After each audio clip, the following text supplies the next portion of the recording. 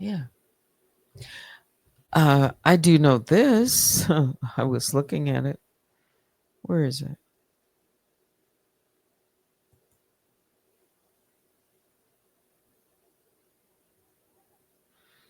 I was looking at what happened over the summer. Where is it? Gosh, I don't want to. Okay.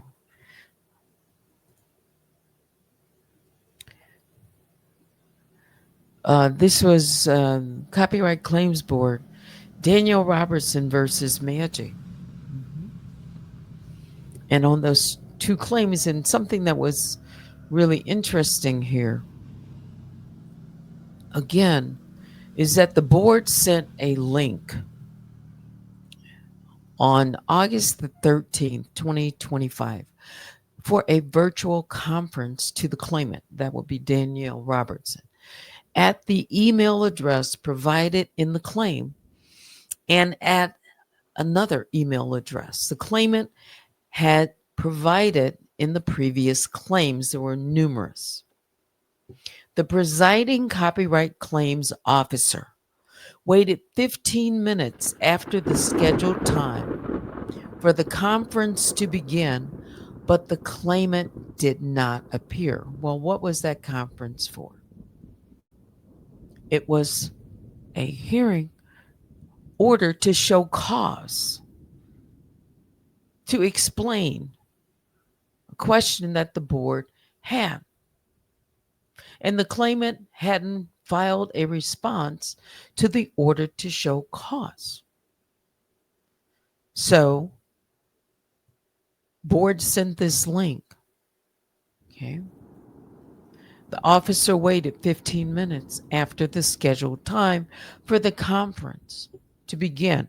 So there was no notice that she wasn't going to hit the link, show up.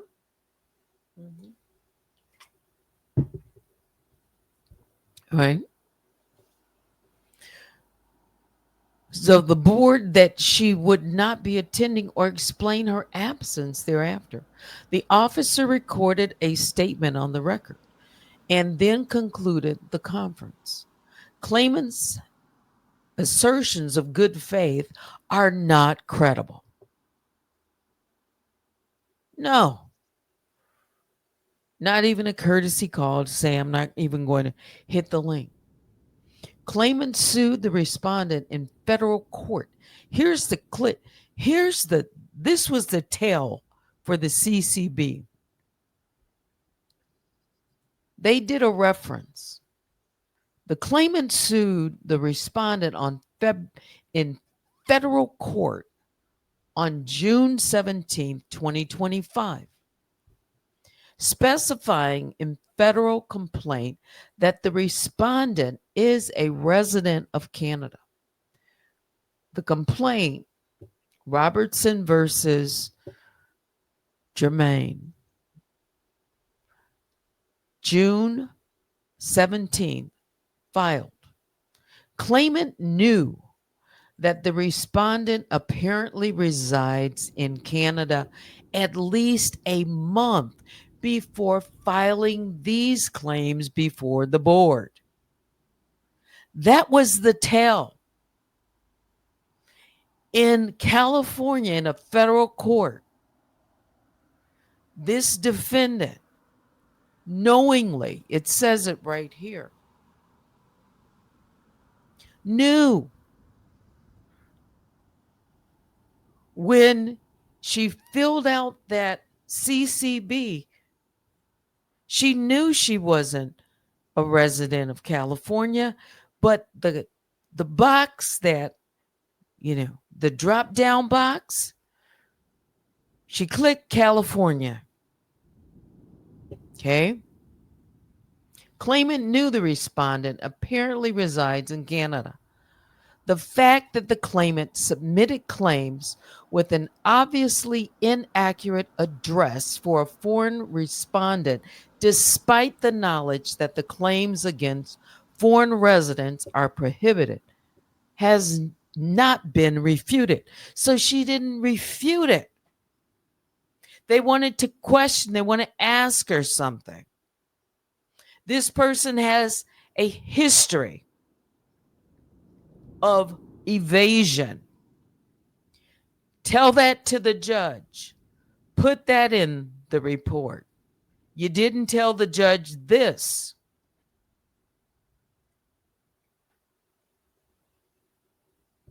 It's no wonder. It's no wonder. These courts are going to be cross-checking, and eventually they're going to find out.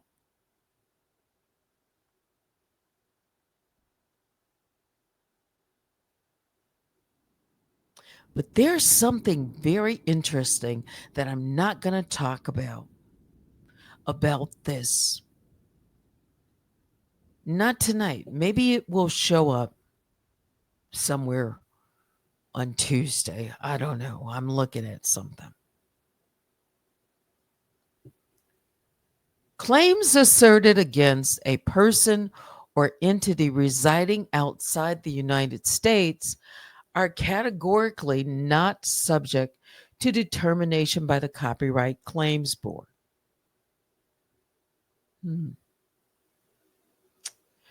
When these claims were submitted through ECCB, a notice in the respondent section of the claim form warned the filer that claims cannot be filed against respondents residing outside of the United States and specified anyone who evades this requirement will have their claim found non-compliant, lose their $40 filing fee, and may be limited in the ability to file future claims. The claimant has seen the warning repeatedly, as she had filed 7 other claims before the board prior to these 2 claims. Habitual filer. And she talks about someone being serial.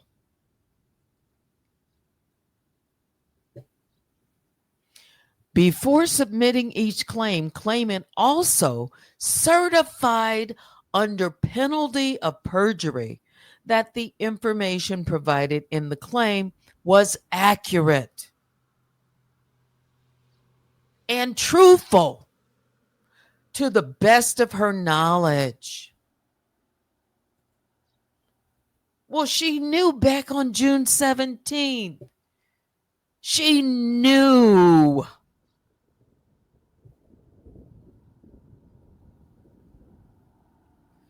This is not harassment. This is factual.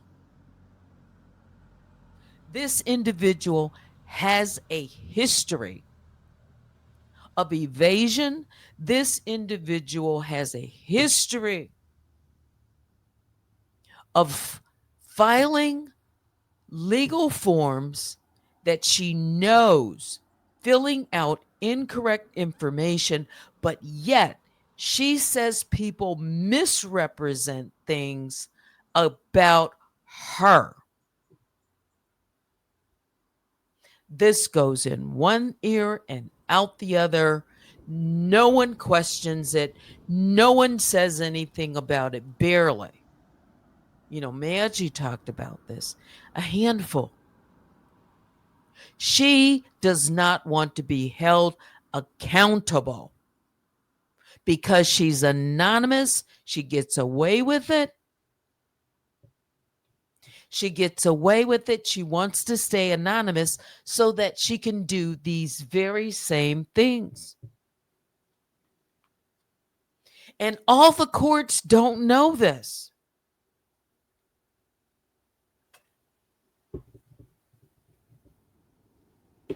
She's not going to raise her hand and say, on June the 17th, I filed in the state of California a lawsuit.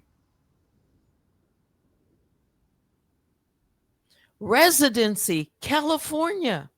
And then took it down, withdrew in 2 weeks, just like she, went to the board here a day or two before and says, "Oh, I want to withdraw." You know why?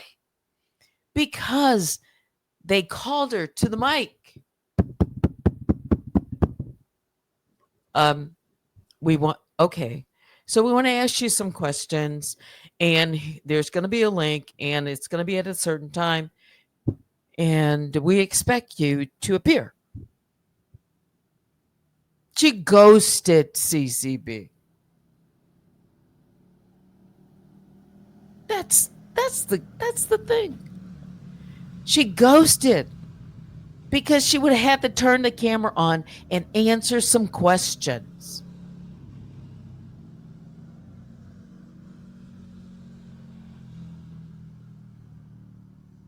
Yeah, that's facts.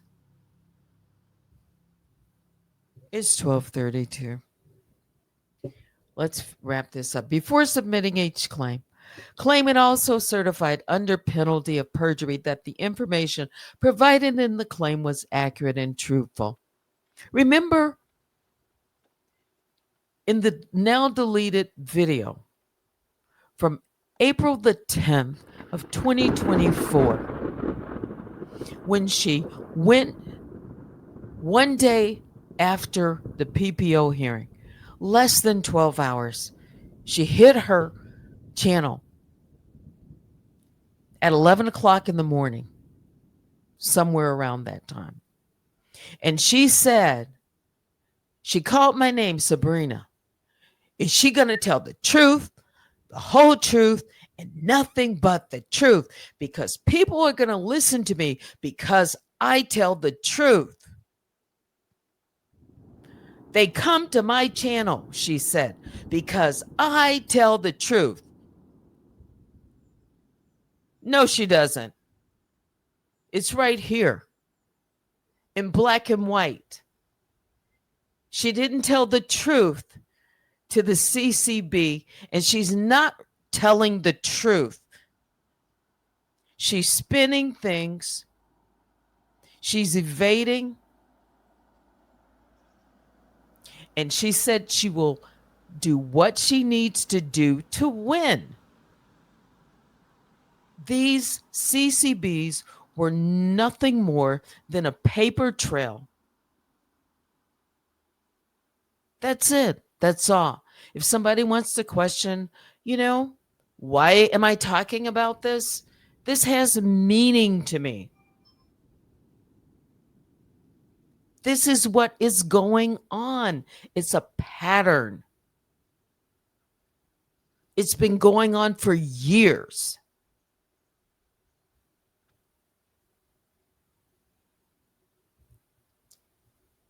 She doesn't even acknowledge things. Okay.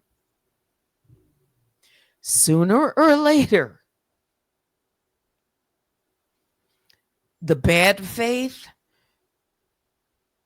they said you were not credible. It says claimants' assertion of good faith are not credible. She came up with the story to them and gave a response when they said to show cause. The respondent provided me with incorrect U.S. mailing address, she said, that I included in my claim. That was going to be her excuse, not knowing that they were going to find out that she already knew from June 17th. So she was not being forthright here. Then she says about the respondent, this is not the first time the respondent has given me false or misleading contact information. You see, if somebody wants to say that about her, false and misleading, but she can put that on everybody else. Everyone else is false. Everyone else is misleading. Everyone else is lying. Play this to the judge.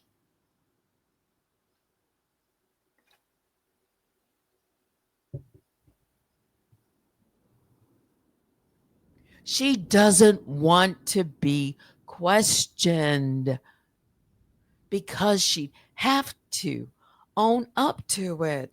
Bad faith, that's what it is.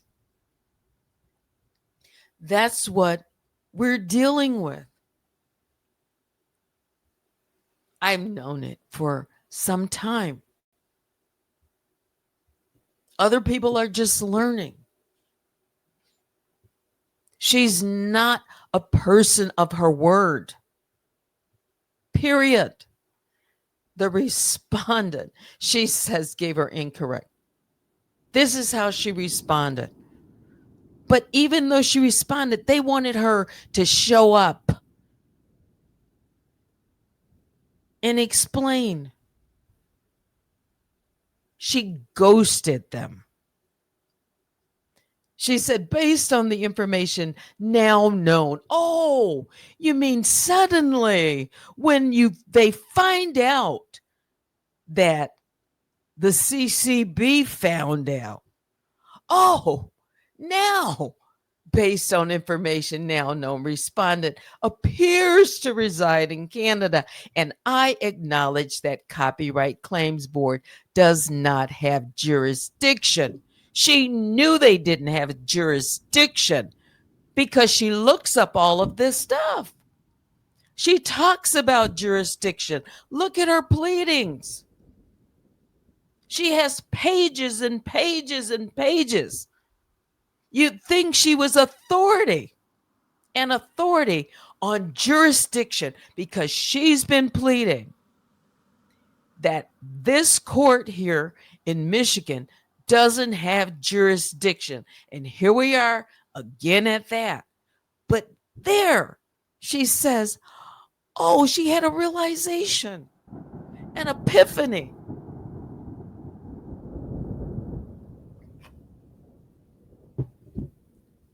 She knows exactly what she's doing. And she knew before when she filled out that lawsuit in California.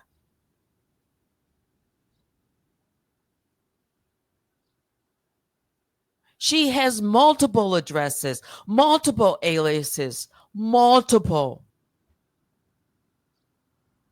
It's called being an anon. And she gave a whole video portion of how to remain anonymous. She did. She just, she doesn't care about the CCB. She doesn't care about the court. She doesn't care about anything except staying hidden. That's it. So she's going to make up things and say, oh, this is why I need to do this. Oh, this is why I need to do that. You can fool everybody else, but you're not fooling me.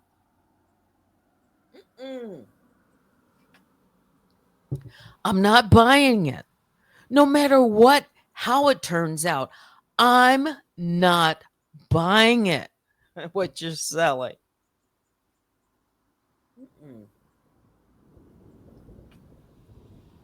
And other people can put the blinders on and not look at what's on black and white. Then she said, therefore, I voluntarily dismiss these claims for now. You know why? Because she didn't want to show up to that hearing. And that's why the order finding bad faith conduct is there on the record. Bad faith. She says she does things in good faith. No, you don't. The claims board said bad faith.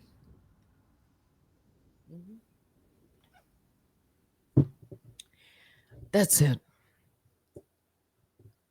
Yeah. Mhm. So I did talk about something.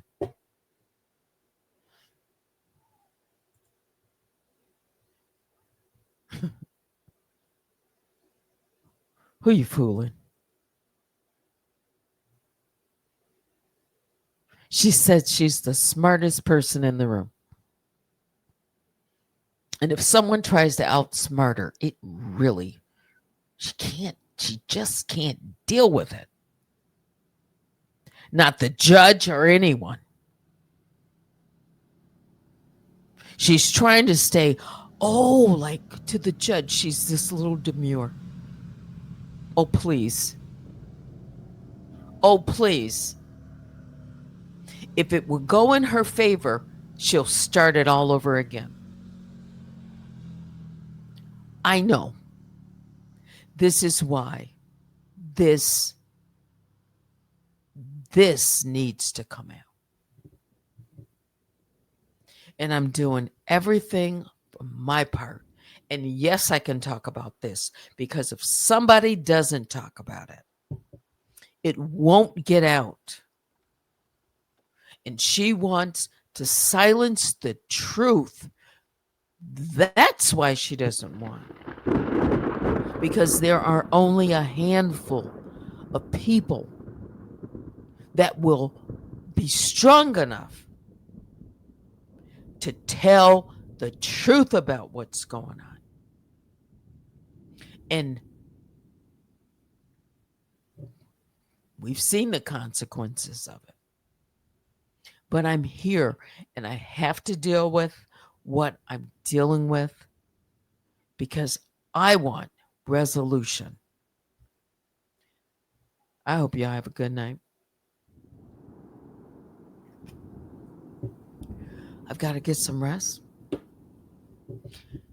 And yeah.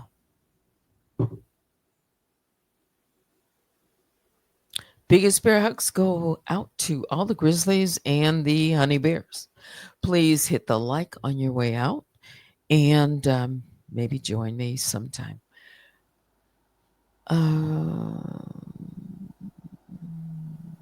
Sunday.